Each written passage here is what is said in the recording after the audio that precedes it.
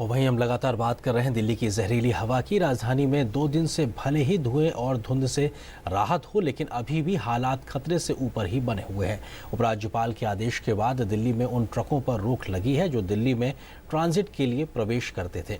इसके साथ ही पूरी दिल्ली के अंदर निर्माण कार्यों पर 14 नवंबर तक रोक लगा दी गई है, लेकिन आज भी वायु में धूल के कण तय सीमा से ऊपर ही हैं, यानी दिल वालों की दिल्ली के दिल पर अभी भी खतरा बरकरार बना हुआ है।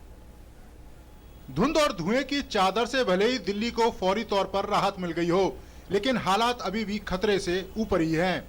सांसों में घुला जहर दिल्ली के तमाम लोगों की सेहत पर भारी पड़ रहा है। हालात बदतर हो चुके हैं, जहां खुली हवा में सांस लेना दूभर है।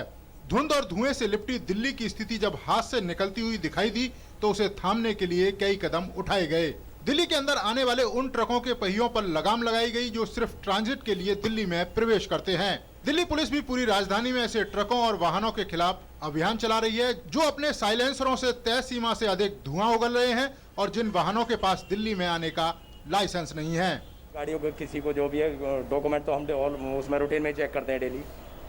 बाकी और जो ज़्यादा उसकी गाड़ी है 15 साल वगैरह की जो उनको भी चेक कर रहे हैं। दिल्ली में निर्माण कार्य पर 14 नवंबर तक पूरी तरह से रोक है और ये दिखाई भी दे रही है। इसके साथ ही मेट्रो ने भी अपने निर्माण कार्यों पर रोक लगा दी है ताकि प्रदूषण ज्यादा ना फैले। दिल्ली के ओखला इंडस्ट्रियल एरिया में भी उपराज्यपाल के आदेश का असर दिखाई दिया और एक भी फैक्ट्री धुआं उगलती नहीं दिखाई दी। मौसम विभाग का भी कहना है कि दिल्ली में स्थिति थोड़ी बेहतर तो हुई है, लेकिन अभी भी खतरे के निशान से ऊपर है।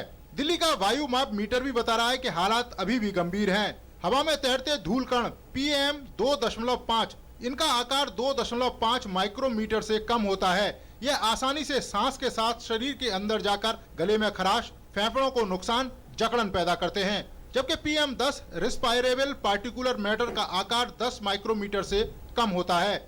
यह भी शरीर के अंदर पहुंचकर बहुत सारी बीमारियां फैलाते हैं। PM 10 रिस्पायरेबल पार्टिकुलेट मैटर का आकार भी 10 माइक्रोमीटर से कम होता है। यह भी शरीर के अंदर पहुंचकर बहुत सारी बीमारियां फैलाते हैं। राहत तो वेदर से नहीं मिलता है, जो ना सोर्स में एमिशन कम करेंगे तब तक आपकी एक्चुअली कॉन्सेंट्रेशन में ज़्यादा बदलाव आने का संभावना कम है। फिर भी आज की डेट में भी 400-500 की माइक्रोग्राम्स की क्षमता में रिकॉर्ड कर रही है इंस्ट्रूमेंटेशन। सो 800 था वो दिवाली के बाद जो वर्स्ट था, उससे तो 300 माइक्रोग्राम कम हुआ है, बट ये भी बहुत ज़्यादा है।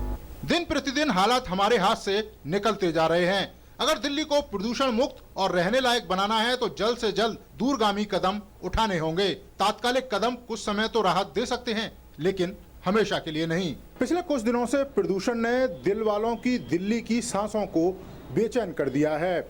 हमने ऑड इवन फार्मूले को भी अपना कर देखा, लेकिन वो भी दिल्ली की फिजाओं को साफ नहीं कर पाया। आखिर हम उसी समय क्यों चेतते हैं जब हमारी जान पर बनाती है। अगर दिल्ली दिल वालों की रहनी है तो उसके दिल को शुद्ध ऑक्सीजन की दरकार है।